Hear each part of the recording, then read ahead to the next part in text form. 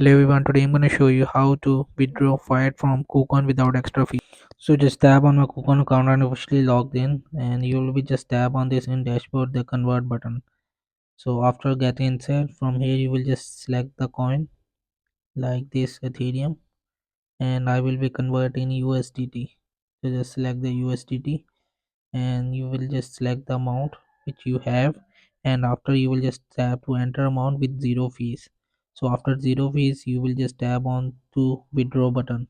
Right now I don't have to withdraw because I just created my recent account, but the if you want to withdraw with zero fees, you will just first convert the currency of coin into USDT, then tap on withdrawal.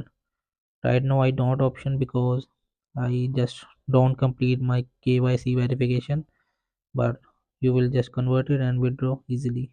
ULP, please don't forget to like and subscribe and get notified for more videos.